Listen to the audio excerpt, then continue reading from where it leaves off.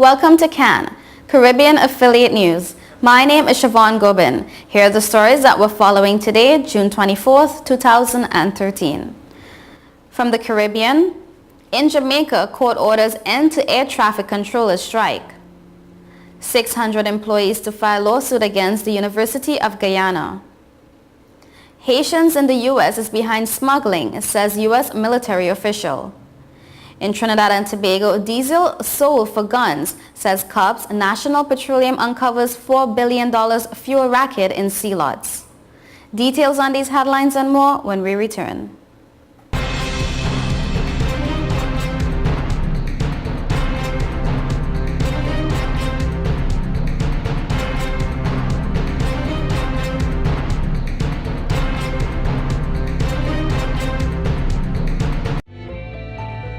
Million customers use Leica Mobile for affordable international mobile calls, connecting over 2.5 million mobile calls daily, helping our customers stay in touch with their loved ones, whether they be in Asia, Africa, Europe, or the rest of the world. Every 5 seconds, a new Leica Mobile customer joins our growing family, helping you to make affordable international calls across the world. Leica Mobile. Call the world for less. Stop the music!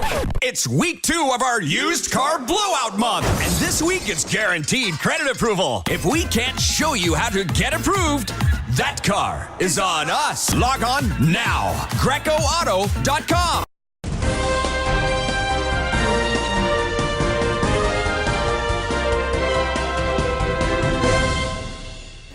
Welcome back to CAN, Caribbean Affiliate News. My name is Siobhan Gobin. This segment of the news is sponsored by Total Caribbean Network. In Jamaica, on Sunday, the Ministry of Labor had successfully applied for an injunction to end a strike by the island's air traffic controllers. The court granted the injunction Sunday afternoon. Permanent Secretary in the Labor Ministry, Alvin McIntosh, told reporters effectively ordering an end to the protest by air traffic controllers who are dissatisfied with salary negotiations with the employer, the Jamaica Civil Aviation Authority.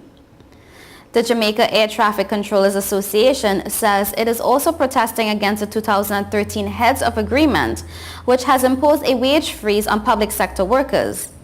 The JATCA has described the agreement as inequitable and says that it has created severe stress for its members. It adds that its protest has also been fueled by the lack of response from the JCAA to its demands to be present during negotiations. However, the JCAA says it is the air traffic controllers who withdrew from the talks on May 21st after the JCAA sought clarification on a revised claim made by them for an increase in salaries.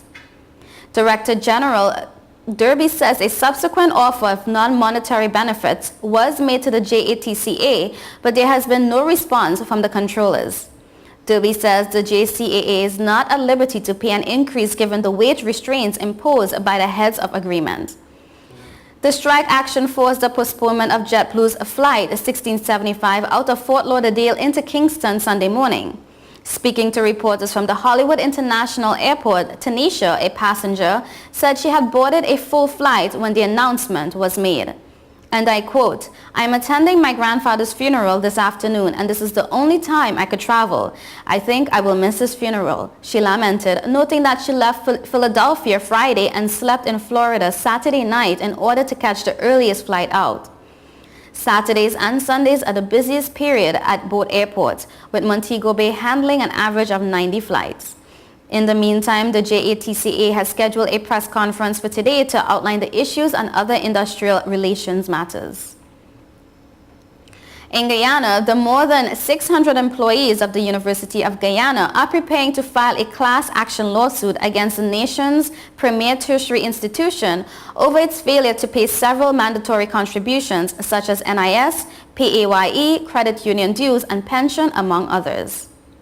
Vice President of the University of Guyana Senior Staff Association, Dr. Melissa Eiffel, made the announcement during an emergency press briefing on Friday after the workers proceeded on industrial action as a result of the non-payment of salaries. Dr. Eiffel told the Media Corps that the action stems from the fact that the university staffers on Thursday last were informed that they would not be paid by their due date but until the coming week. The class action suit is being filed in conjunction with the University of Guyana Workers Union. The UGWU representative Bruce Haynes, along with Dr. Pat Francis, met with the media operatives on campus yesterday and deplored what they called the now chronic situation at the university. Dr. Eiffel said that following a staff meeting Friday, a decision was taken to write the university's administration with a view to ascertaining the extent of the arrears of the contributions that should have been paid. She said that the university has been presented with an ultimatum to respond by Friday, and should the body not be presented with satisfactory answers, the lawsuit will be filed. Dr. Eiffel recalled that word of salaries not being paid by its due date this month sparked a spontaneous protest on campus. She said that despite the fact that a memo was received from the personnel department that salaries would be paid, the decisions to continue with the action is because that it is not the first time that the situation is occurring. On the matter of the various contributions not being paid by the university, Dr. Eiffel indicated that in some cases the backlog is as much as 3 months. This, she said, has resulted in UG staffers being unable to claim for reimbursements from NIS or being unable to access savings in a credit union, among other such problems. A high-ranking United States military official has claimed that family members of Haitians living in South Florida are possibly behind the smuggling of undocumented Haitian immigrants from the Dominican Republic to Puerto Rico. Admiral William D. Baumgartner, commander of the 7th U.S. Coast Guard District in Miami, has told reporters that Haitians are being smuggled along the Mona Passage between the Dominican Republic and Puerto Rico. He says the trend was observed in February. He says smugglers have been charging from $1,500 to $2,000. In Trinidad and Tobago, a diesel smuggling racket in which the subsidized fuel was exchanged for guns and drugs was uncovered Saturday when a joint team of law enforcement officials swooped down on a truck at a seafront compound in Pioneer Drive, Sealot, Port of Spain. Senior investigators told reporters they had been tracking the movements of the truck over the past week, and officers of the Besson Street Police Station caught the vehicle's occupants in the act Saturday morning when they were returning to offload their second diesel trip from a San Fernando gas station. 2 suspects were arrested on Saturday. They told police they had bought 25,000 gallons of diesel fuel at a gas station in San Fernando for only $25,000. With diesel selling at national petroleum stations at $1.50 per liter, this quantity of fuel would have cost upwards of $100,000 at pump prices. Sources close to the investigation said the truck would usually arrive on the seafront via a compound that has a steel gate with a lone house on it, before driving onto the seafront and parking near a huge amount of dirt approximately 20 to 25 feet in height. Authorities say they spotted the 2 men later attaching an industrial marine hose to the truck's tank and later making their way up the hill to place the hose into a hole in the ground. The men, who were caught in the act by a joint patrol of police, customs, NP police, and army officers, were later detained. Strewn just a stone's throw away from the dirt mound that had at least 4 metal holes on top were used intermediate bulk containers that are used for storing diesel. Smugglers usually run a line from the diesel tank to smaller boats with configured tanks that take the diesel to larger vessels out at sea. Law enforcement authorities combed the shoreline for at least an hour looking for any evidence of existing fuel lines but could not find any. And I quote, "What we know is that CARICOM boats would come to purchase diesel, especially Tuesday and Wednesday night. And smaller boats would come up to the seafront collecting fuel for them, and in exchange they would give them drugs and guns," explained a senior police investigator. The sources say the majority of guns they have discovered in the Laventille area in recent times came through this part of Sealots. Others who wish to buy the subsidized diesel, which usually costs $1.50 per liter, would pay between $6 to $8 per liter. Senior sources inside NP and the Ministry of Energy say this operation was being tracked for over 2 years, and the mastermind behind the operation is a notorious gang leader who also has ties with officials in various law enforcement agencies as well as NP and UNIPED. NP Chairman Neil Gosine later arrived on the scene Saturday and after being briefed about the situation, spoke to reporters for a short while. And I quote, "We have information that this operation has been costing the government more than $4 billion. NP officials were called in and tested the fuel in the configured tank on the trunk. After collecting a sample in a glass bottle, they were able to confirm after initial tests that the product in the tank was diesel fuel. The authorities' next task was to uncover the storage tanks concealed under mounds of earth littered with grass and gravel. It took authorities 3 hours to dig through the dirt carefully to ensure the rusted diesel tanks underground were not damaged. Law enforcement authorities says this is not the end of the investigation and they will continue to dig deeper to find out who are some of the other major players involved in this illegal trade. You are watching Caribbean Affiliate News. We will be right back.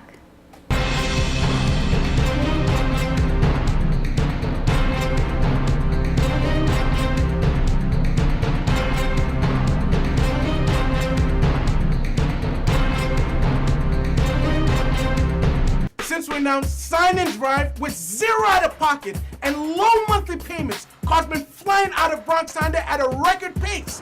Whoa! New Accord with zero out of pocket for $249 a month, or new Civics just $199 per month, or save thousands with 0% financing. You never had to leave the Bronx to get the best price on the Honda. Bronx Honda guarantees the lowest price in the Bronx. Bronx Honda, East Tremont Avenue. Visit BronxHonda.com. I can't believe your mom let you take your car out. This is awesome. It's time to grow up. You're crazy. Little while Go faster. Stop. it'll all be alright. I raised my son to be careful, Hey, sweetie. but just to be safe, So don't you worry. I got a Subaru. Love. It's what makes a Subaru a Subaru. Coleman Subaru, 1710 North Alden Avenue, Ewing, New Jersey, or colemansubaru.com.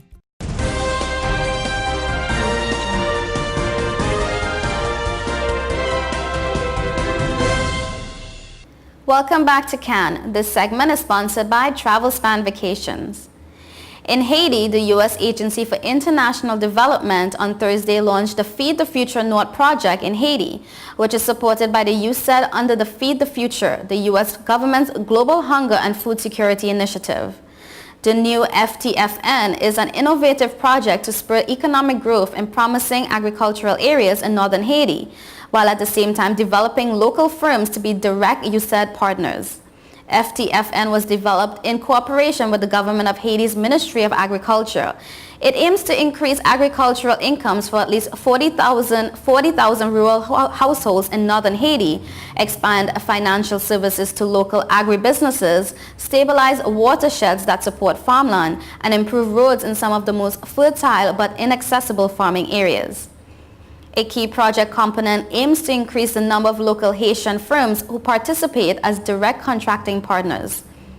The new Feed the Future North is a 5-year, $88 million project that will focus on expanding farmers' yields of primarily 5 key crops: corn, beans, rice, plantains, and cocoa.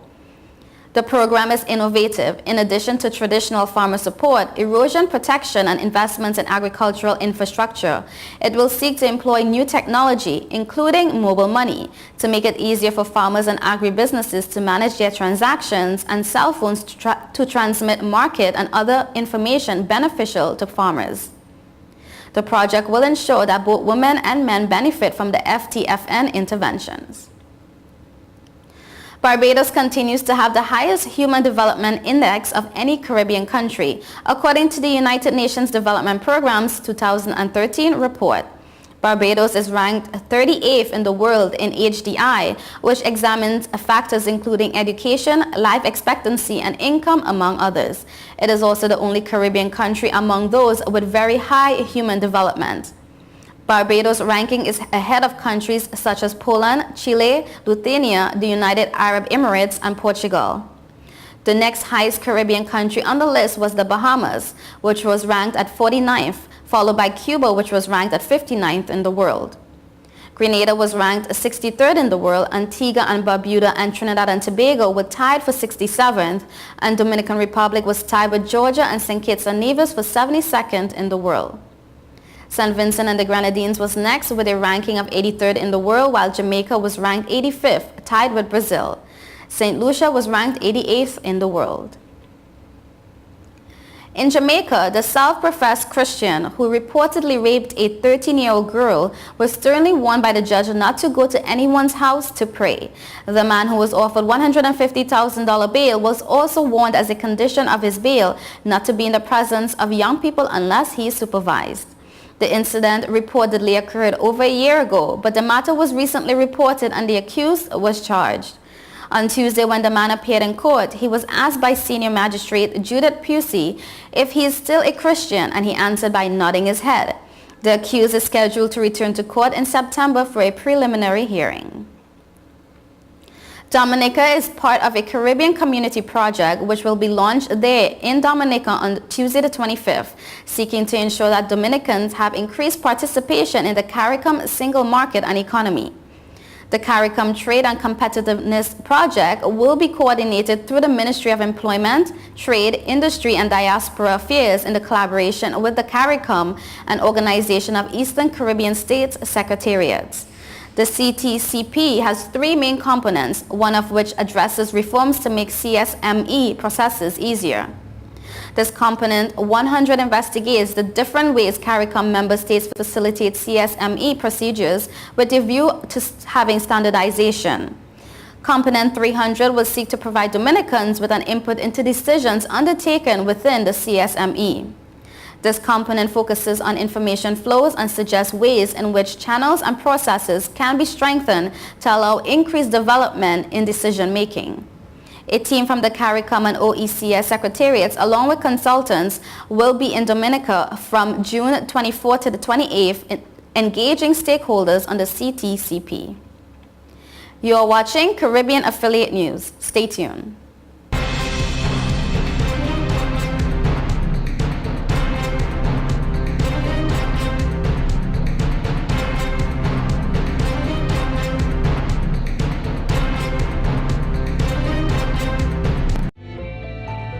Million customers use Leica Mobile for affordable international mobile calls, connecting over 2.5 million mobile calls daily, helping our customers stay in touch with their loved ones, whether they be in Asia, Africa, Europe, or the rest of the world. Every 5 seconds, a new Leica Mobile customer joins our growing family, helping you to make affordable international calls across the world. Leica Mobile. Call the world for less. Stop the music! It's week 2 of our used car blowout month, and this week it's guaranteed credit approval. If we can't show you how to get approved, that car is on us. Log on now. GrecoAuto.com.